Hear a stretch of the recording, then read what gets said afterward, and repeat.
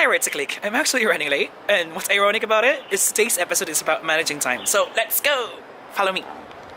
So today's episode, we will have my friend Dantes, an international entrepreneur that's actually waiting for me over there. Let's see. Hurry.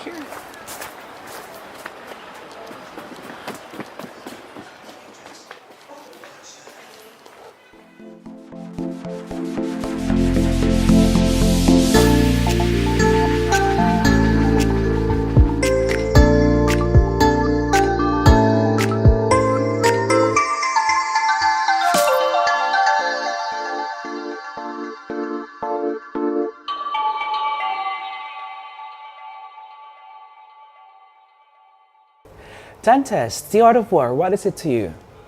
Well, to me, the art of war, I've learned 2 points from it. The first is the teamwork. The second is how to magnify your strengths and avoid your weakness. Right. It seems to me, though, that the principles of the art of war, most of them, are still applicable to how we do our business or manage people, despite being thousands of years old. Would you agree with me on that? Certainly, I'm familiar with the idea behind the rolling logs and stones. Rolling logs and stone. Does it have something to do with teamwork? Yeah, well, the art of war highly speak a lot about teamwork. It says the clever combatant looks to effect our combined energy. It does not require too much from the individuals. Hence his ability to pick up men and utilize combined energy. Correct. The people in a team usually will go faster, dramatically faster. Depending on individuals means it will wear out and they accomplish less and they leave other people behind. Have you ever used this principle in doing or managing your business? Well, certainly. In my business, we have a good team. Right. They're doing different kind of work. We have the purchasing department and the sales team and advertising department and the daily operating product manager, something like that. So different units, different departments, delegation of tasks. In relation to that, what also really fascinates me about the principle of the art of war is how it speaks about the limitation of tasks that a general or a manager should give to his people or employee. You definitely cannot ask your people to work or to go halting the night and day without stopping. Right. In that way, in the short time, you may see some temporary advantage, but in the long run, the advantage will just short-lived. Short-lived. Why is it? For example, in my business in the past, we have a sales team. Lots of people work together. They compete with each other. Every month, we have to come out with who is the champion. Yes. And in the short time, we see some advantages. But in the long run, we just find the strongest man well in front and the less motivated well fall behind. Okay, so you also employ that strategy that most companies actually do, having competition among team, pushing them hard, to get the quota. And you're saying that if you do that, strongest men would be in front, but those who are not really motivated would just be like, free rider, freeloaders, would not be doing anything. So what did you do to change the situation? Yeah, I just learned from the art of war.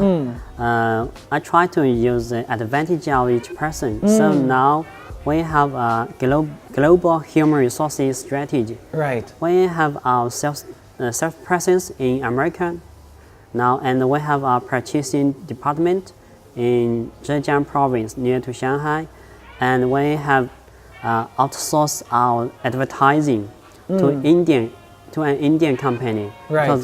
Because they are good at the IT technology. And locally, we have our daily operating team and have our product manager So everyone is unique. They work together to form a combined energy and work power. as a teamwork. Yeah. Oh, There's brilliant. no competition. They just work together. Right. So Yes. brilliant. So this is what I gathered. So you employ the traditional way of achieving more in your business by having that competition, pushing your team further. But instead of you focusing on the negativity of it, like that it has not given you a lot of good return, you focus more on the individual strengths, what they can do and offer to your company. And there you were able to manage and delegate the task to these different teams that you have right now based on their own individual strength. Yeah, indeed. Everyone are motivated by themselves. Right, very good. Thank you so much, Dantes. You're welcome. Thank you.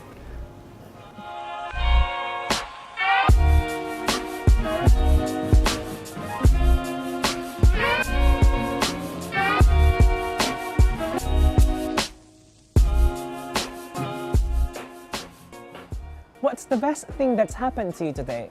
That's a rather very playful kind of inquiry which I learned from Robin, vicariously by the way, through online videos, when I had to research about how to be better in my job as a consultant, as a business coach. Way back in 2015, I was hired as a consultant in Chongqing, and just like what my predecessors would do, I had to focus on the problem, research more about it, ask the staff about what were not working, and what they felt about the company. And of course, the result was that I was getting more negative feelings from the staff. They were much more angrier when they get out of the office after being interviewed. And I told myself, I think this is not how I want it to be. And so I stopped it, and that's when I learned about asking that playful inquiry of what's the best thing that's happened to you. And honestly, it has given me lots of positive results and has given me a much better way of doing my job. For that's the core principle of appreciative inquiry, which is focusing on something that works, focusing on something that's positive, on life-giving forces of a company or of an event, and duplicate more of them into the future. When copywriter started this or pioneered this idea about appreciative inquiry, it was when he was with one of the biggest companies in the US, who experienced a negative satisfaction rate. At the beginning, they hired consultants, and of course, naturally, what they did was to graph and to create those KPIs and studied about the problems the company had. But instead of getting positive results, their satisfaction rate plunged even further. And so copywriter asked all of them in that one big conference, and there was a big light bulb in that room when he said, why not ask those people who were satisfied of our services? And of course, people naturally reply by saying, why do we have to ask them? They're already satisfied. And copywriter said, maybe we could duplicate those things that made them very happy. And good enough, the CEO, he did, and he sent all those other stuff to all different states and started to ask those satisfied customers. And they found out two reasons. First, those branches where there were more satisfied customers had first their own coffee machine. That was just all about coffee. And the other one is those branches had their own toilets, because for other branches, customers would have to go to Starbucks or any other places to do their things. And so the CEO said, if that's just the reason why they're happy, let's do more of those. And so they installed toilets and put up more coffee machines. In just a matter of 1 or 2 months, satisfaction rate from 70% went up to 90%. What I like about what Dantes told us about in the interview was that when he had the problem of having people, only few people in front and having more people being just free riders or doing nothing, instead of focusing on their problems, like talking to them or doing the SWOT analysis or doing the problem-solving task, he focused on his employees' individual strength. And from that, he was able to create different departments for them where he put those people into those departments where they could be much better. And so the result, he had more or better company setup and became more productive at that. And that's what the art of war is telling us, that you're gonna have to be able to choose your right man and utilize combined energy to create or to become more productive in your business and in your life. Because what is it really served when you tap your positivity? I think it's in that moment that we realize that we are all in this together, that the self and the other overlap, and that what you focus on grows. If you focus on the problem, it becomes more problematic. But if you focus on that something positive, it grows. Hey, this is Riggs. Thank you so much for watching our videos. I hope you click subscribe and click that bell button to get notifications and be updated of our other latest videos. Thank you so much for the support. Goodbye.